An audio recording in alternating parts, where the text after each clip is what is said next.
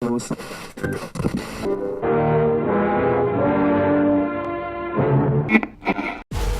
Harbor is the greatest intelligence failure in American history. The Japanese are planning something bigger. So what's the target? We believe it's Midway. Today we're gonna be underdogs. Today we prove the American Navy isn't a joke. One of the biggest takeaways from this film is the idea of courage and sacrifice. I think that shows very well through your characters and Patrick Wilson's character. There's like these great intimate scenes, such as one of my favorite moments is when Patrick Wilson's character's wife takes the glasses hostage, and then there's like another scene about, I think it was an exchange between Patrick Wilson and Woody Harrelson, and then they say like, my wife like doesn't mind, she knows the drill. My wife understands. Yeah, that's right. He says, my wife understands too. It doesn't mean she doesn't care. Or whatever. Yeah. So obviously there's the sacrifice of the battle itself, but then there's, you know, the sacrifice of, you know, not being with your loved ones. I wonder if that had like some sort of effect on you personally, and maybe had you thinking about the price that you pay to be an actor. Yeah, I mean, I think about that, you know, for me it's the only downside to literally my dream job, the dream job. You know, I never dreamed of having this job, but as soon as I found it, I realized it was kind of tailor-made for me, and I'm tailor-made for it. And, you know, I love this job and everything about it, even the bits other actors don't like. But you know, it's difficult to be away from my children and my missus and my family, you know. But what this job does, which is amazing, is, you know, it buys me the time to spend with them. Sometimes I'll finish a job, I'll be 9 months at home. I'll do the school run every day. You know, all I'm doing is just being a dad, and I think, you know, a lot of the mums and dads at my son's school think that I'm unemployed or, you know, a local drug dealer or something, because I'm just always there, you know. And also it's something which I make sure that it's pretty much the only thing I try to negotiate into my deals is a short amount of time, because I want to be at home. But I think the sacrifices are kind of, I see the link, but I think it's incomparable to to these guys, you know, especially because of the stakes. You know, we're away and we're in a nice hotel now. We're playing pretend. Yeah, you know, drinking these guys coffee. Are doing the real thing, so their lives are on the lines. I mean, our lives aren't on the lines. We have people taking care of us every day. So yeah, it's a completely different thing. Their sacrifice is much more. I couldn't ever compare that to being an actor, in my personal opinion. But it is a sacrifice anytime you leave family. It doesn't even matter if you're an actor. It matters anything you do in life. When you have to walk away, whether you work in business, whether you're just working at the steel mill down the street, same thing. But I think it's an interesting question, though. It's something I think about a lot. And, you know, everything is a transaction. You know, every job is a transaction. And this job, you do give, you kind of, for some periods in a year, you could go 3 months and you kind of dissipate and lose some of your identity and your energy. You go to a foreign city. A lot of the time I'm speaking a foreign language, foreign accent rather. And, you know, inhabiting these other characters often times that are very different from my kind of moral worldview and such.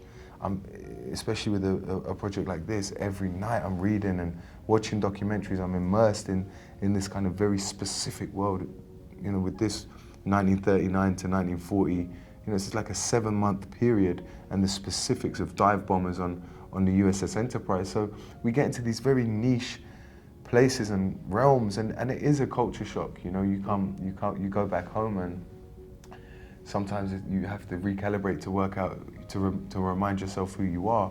And that's where me and Luke are so lucky that we've got so much family to go back to keep us grounded there. Our anchors, they'll cuss us, and, you know, there's no red carpet rolled out for us when we go home. No.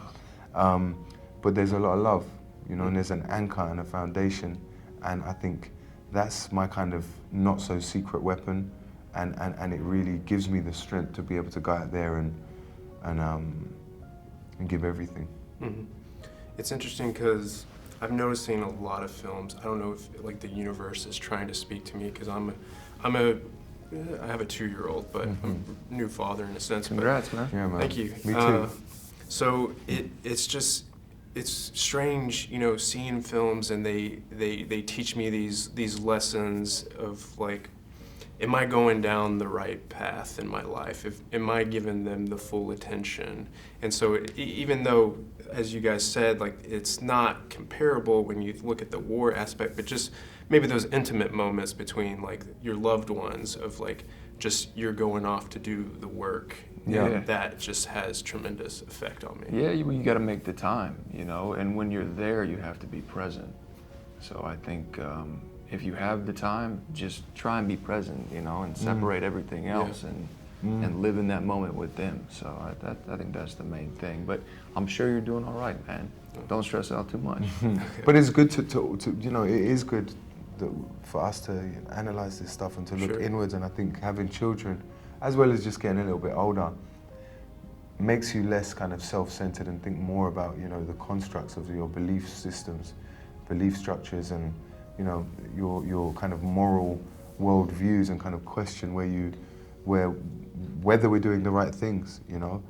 I think as a father, I'm constantly existing in that place, and I think that it would be a lot more unhealthy not to be having that inner monologue. Yeah, sure.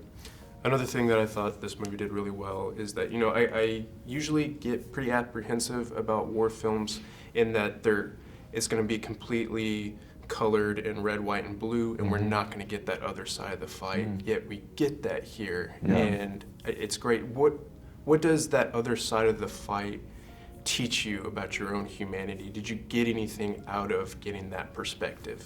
Yeah, for sure. I mean, me personally, I wouldn't have signed up if it didn't show the other side, if it wasn't balanced. I was shooting a movie with a Japanese guy, a good friend of mine, and I was good friends with his assistant. She was reading some really interesting Japanese history books on set at the time, and as soon as I got the script, I gave it to her. And I said, please read this and let me know if there's anything that's culturally inappropriate, that's disrespectful, that you would not be happy to see. And I was really hoping that she'd come back and say, no, it's fine, you know, because I really wanted to do it. But I wouldn't have done it if she hadn't have come back like she did and say, no, this is fair enough and this is respectful. And, you know, I come from a multicultural part of the world. My pocket in London, you know, is completely multicultural. So we have to be able to see that balance. Ultimately, what this was is young men on both sides doing as they're told, you know, and yes, being brave and courageous, but they're going out there and fighting. They're going up in these tin cans, shooting each other and dropping bombs on other young men. We're seeing bravery and heroics, but we're seeing the horrors of war.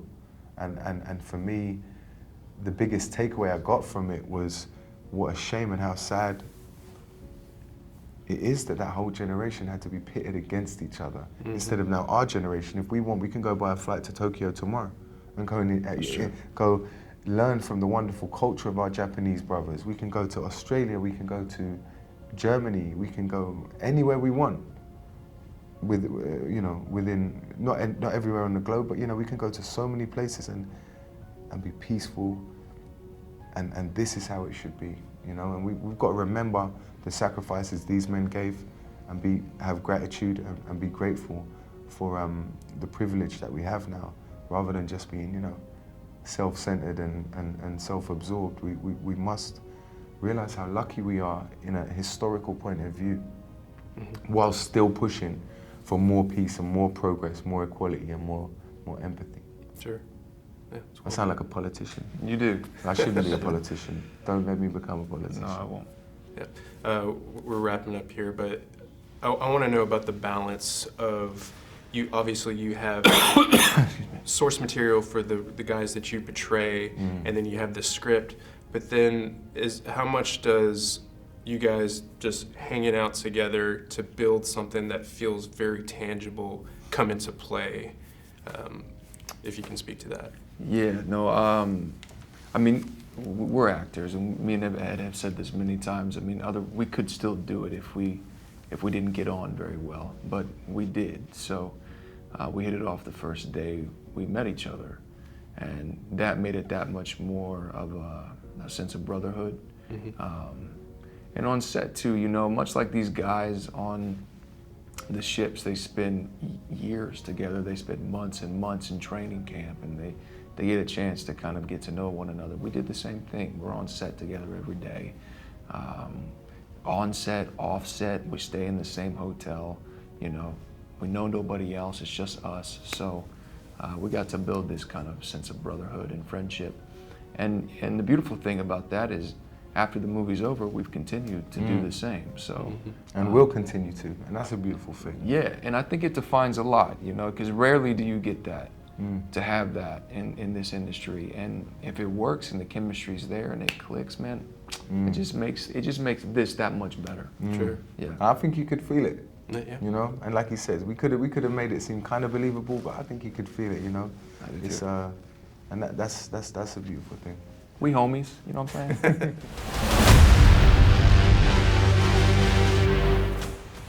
Well, thanks, guys. I really appreciate your Yeah, time. thanks, Thank man. you.